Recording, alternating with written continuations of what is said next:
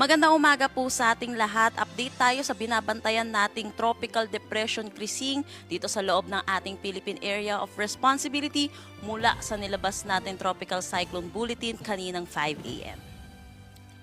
So itong si Bagyong Krising ay huling namataan sa layong 535 kilometers east ng Huban, Sorsogon. Ito ay may taglay pa rin na lakas na hangin na 55 kilometers per hour at pagbugso na 70 kilometers per hour. At ito ay kumikilos west-northwestward sa bilis na 15 kilometers per hour. So mamaya papakita po natin yung track netong si Bagyong Krising. Samantala, patuloy pa rin ang pag-iral o yung paghila neto ni Bagyong Krising ng southwest monsoon, kaya malaking bahagi ng western section ng ating bansa ang makakaranas ng mga pag-ulan mamaya at sa mga susunod na araw. So ano po ba inaasahan natin na track neto si Bagyong Krising? So si Krising inaasahan natin magi-intensify ito into a tropical storm category ngayong araw. At base dito sa ating track at 2 a.m. ng July 18, 2025, nasa layong 365 kilometers east na siya ng Birac, Catanduanes. Para naman sa ating 48-hour forecast, July 19, 2025, which is Saturday, kung makikita natin, nag-intensify ito into a severe tropical storm category at possible ito tomorrow afternoon or evening. At bahagyang nag-southward itong track netong si Bagyong Krising, kaya malaki na ang tsansa ng landfall scenario over mainland Cagayan tomorrow evening or Saturday, July 19.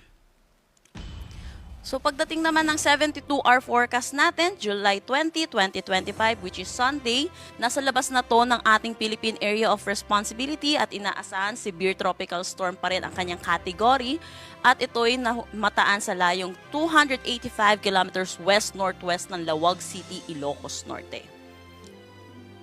Pagdating naman ng 96-hour forecast natin, July 21, 2025, nasa labas na to ng pa rin ng Philippine Area of Responsibility, layong 495 kilometers west ng Calayan, Cagayan. At ito, kung makikita natin, isa na siyang typhoon category. Pero wala naman na itong direktang epekto sa anumang parte ng ating bansa. So dahil dito sa bagyong si Krising, nagdagdag na tayo ng mga tropical cyclone wind signal number 1 at una na dito sa may Cagayan kasama na ang Babuyan Islands, Isabela, northeastern portion ng Aurora, Quirino, Kalinga, eastern portion ng Mountain Province, eastern portion ng Ifugao, northeastern portion ng Nueva Vizcaya, pati na rin ng Apayao. So inaasahan natin habang papalapit po ng kalupaan itong si Bagyong Krising ay tataas din po ang mga possible nating magkaroon ng mga tropical cyclone wind signal at ang pinakamataas natin possible nating itaas ay tropical cyclone wind signal number 3. So para naman sa ating weather advisory na nilabas natin kaninang 5 a.m. today, July 17, kung makikita natin, meron po rin epekto itong bagyong si Krising, pati na rin itong southwest monsoon natin.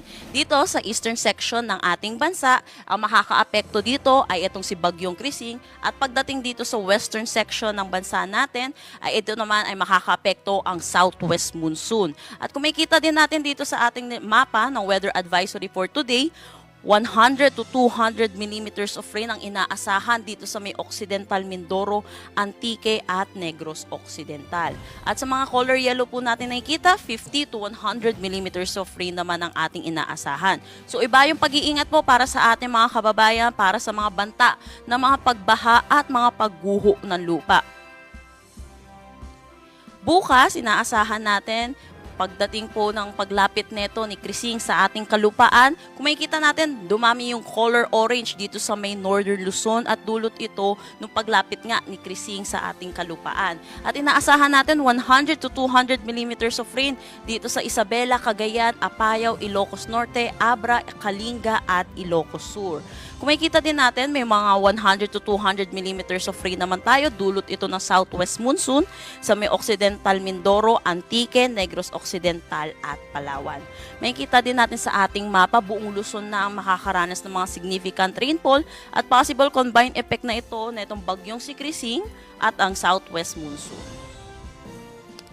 Para naman sa Saturday, naasahan natin 100 to 200 millimeters of rain pa rin dito sa may ilang bahagi ng Northern Luzon at pagdating na rin dito sa may Ilocos Sur, La Union at Pangasinan, Zambales, Bataan, dulot pa rin ito na itong southwest monsoon. Dito sa taas ay dulot na itong si Bagyong si Krising. Occidental Mindoro at Antique, dulot pa rin ito ng southwest monsoon.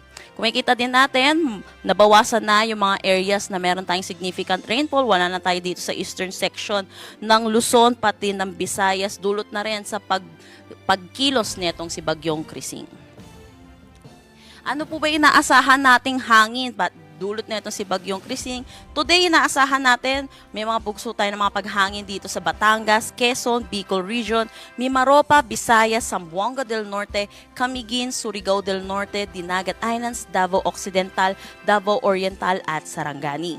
Bukas naman, inaasahan din natin dito sa Bataan, Metro Manila, Calabarzon, Bicol Region, Mimaropa, Visayas, Zamboanga Peninsula, Basilan, Sulu, Tawi-Tawi, Misamis Occidental, Lanao del Norte, Camiguin, Surigao del Norte, Dinagat Islands, Davao Occidental at Davao Oriental. By Saturday, July 19, may mga lakas na hangin pa rin tayong mararanasan dito sa Metro Manila, Central Luzon, Calabarzon, Mimaropa, Bicol Region, Visayas, Zamboanga Peninsula, Misamis Occidental, Lanao del Norte, Camiguin, Dinagat Islands, Davao Occidental at Davao Oriental. So kanina 2 a.m. naglabas tayo ng storm surge warning number 1 para dulot nito si Bagyong Krising at inaasahan natin yung 1 to 2 meters dito sa may Cagayan at Isabela. At inaasahan din natin sa paglapit nitong si Bagyong Krising sa kalupaan natin, dadami pa po yung mga meron tayong storm surge warning. So iba yung pag-iingat sa mga kababayan natin lalo na sa mga malalapit sa coastal areas. At yan po muna yung update natin para sa bagyo nating binabantayan na si Krising. Ugaliin po natin i-check ang social media pages ng Pag-asa at ang aming website pag-asa.dost.gov.ph. At yan po muna ang latest dito sa Pag-asa Weather Forecasting Center. Chanel Dominguez po, magandang umaga at ingat po tayo.